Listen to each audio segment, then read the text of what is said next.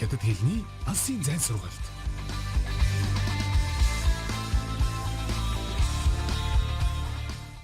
Сайн бацгаана үзэгчдээ, та бүхэнд энэ өдрийн мэндийг хүргэе. Хятад хэлний анхан шатны хичээл эхлэхэд бэлэн боллоо. Үгийн сангийн өмнөх хичээлээрээ бид эрүүл мэнд гэсэн сэдвийн хүрээнд шинэ үгсийг хамтдаа сурсан. Үүссэн хичээлээ хураангуйлан давтъя. 我头疼，有点发烧。 Миний толгой өвдөд бага зэрэг халуунтай байна. 我全身都不舒服. Миний хамаг бие тааламжгүй байна. 你要不要住院?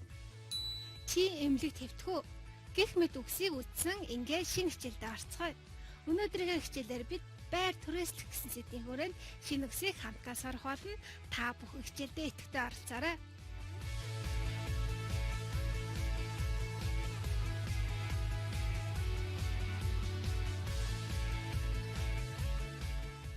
Бидний үзэх эхний үг бол 听说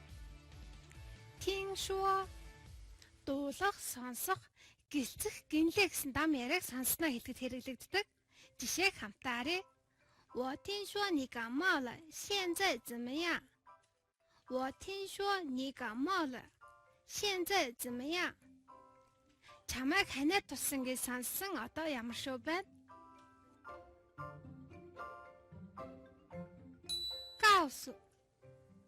告诉 хэлэх гэсэн утгатай үйлэг. 我想告诉你一件事. 我想告诉你一件事. Би чамд нэг зүйл хэлье.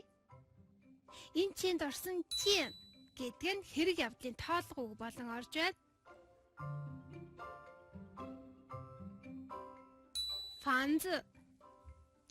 房子 байр байшин гэсэн утгатай. 他想找一间房子.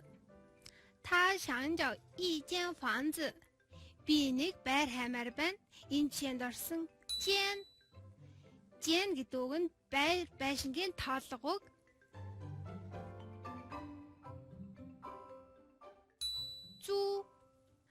租 түрээслэх гэсэн утгатай үйлэг.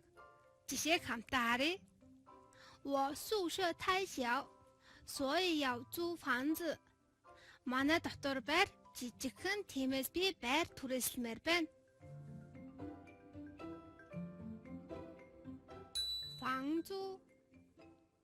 房租 байрны түрээс. 那间房子房租太贵. 那间房子房租太贵. Тэр байрны түрээс маш үнэтэй юм.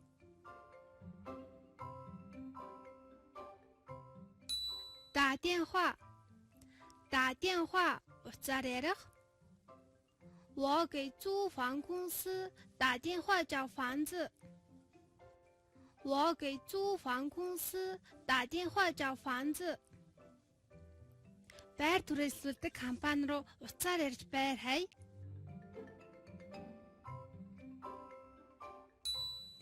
水电费 ус цахилгааны төлбөр. 每月水电费大概150块钱. 每月水电费大概150块钱. Сар бүрийн ус цахилгааны төлбөр бараг залбал 150 вон болдог. Энэ жишээнд орсон 大概 гэдэг нь бараг ойролцоо гэсэн утгатай. Дараагийн үгийг хамтдаа харцгаая. Ран R гэсэн монгол хэлний бусдаар үйлдвэрлэх хэвтэй утгаараа ижил үг байна. Жишээг хамтаа харъя. 我想让他来帮助我们. 我想让他来帮助我们. Би түүнийг ирж бидэнд туслаасаа гэж хүсэж байна.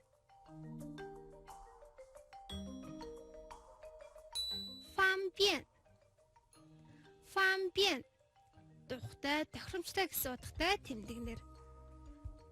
他的宿舍太小，有点不方便. 他的宿舍太小，有点不方便.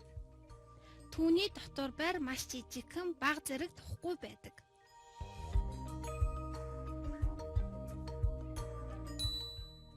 可是 гэвч гэсэн утгатай дайвар үг. 那间房子很好，可是房租有点贵。那间房子很好，可是房租有点贵。Тэр байр маш сайн гэвч байрны түрээс нь өндөр юм.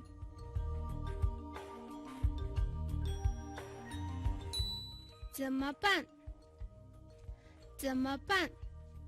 Монгол хэлний яах вэ? Ямар арга байна гэсэн утгатай. 到现在还没有找到房子，怎么办？到现在还没有找到房子，怎么办？Одоо болтол байраа хайж олоогүй л байна. Яах вэ? Одоо бүгдээрээ орон сууцны өрөөнүүдийг нээлттэй сурцгаая. 厨房 厨房 галтгоо. 卧室 卧室 унтлагын өрөө.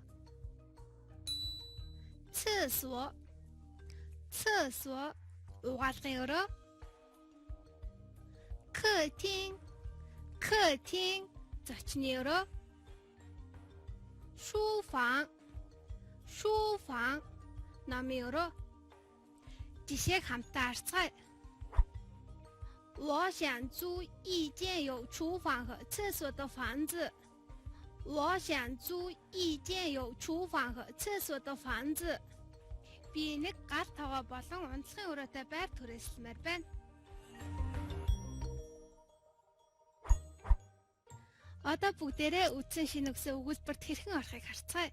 Эхний өгүүлбэр бол 星期六我跟你一起去租房公司。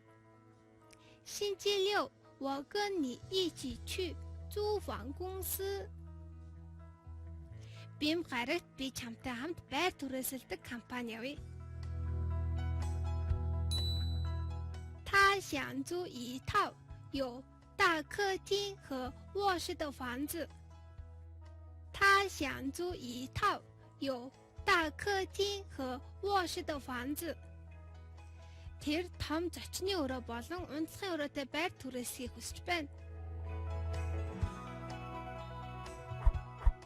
Дараагийн өгүүлбэр бол 我听说你找到了房子。我听说你找到了房子. Чамайг байраа олсон гэж сонслоо. 那间房子很好，可是房租有点贵。那间房子很好，可是房租有点贵. Тэр байр маш сайн гэвч байрны түрээс нь өндөр юм. 经理告诉我一件好事。经理告诉我一件好事. Менежер надад нэг сайн зүйл хэлсэн. Өнөөдөр бид байр түрээсэлтэй холбоотой шинэ үгсийг хамтаа сурсан. Одоо бүгдээрээ баттгал дасгал ажиллацгаая. Дараах өгүүлбэрийг хятад хэл рүү орчуулаарай. Эхний өгүүлбэр бол би чамайг гал тоогоо унтлагын өрөөтэй байр түрээсэлсэн гэж сонслоо.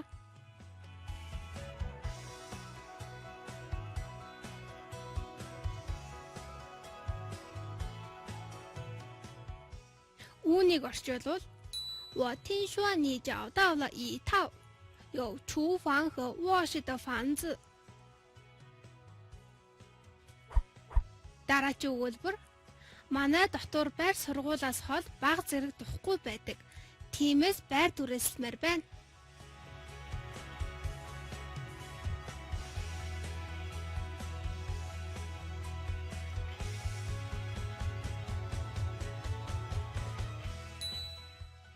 «我宿舍离学校远，有点不方便，所以要租房子。»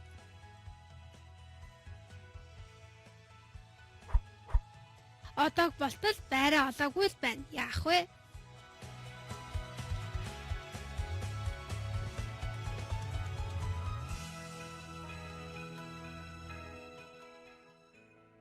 Үүнийг орчуулвал 到现在还没有找到房子，怎么办？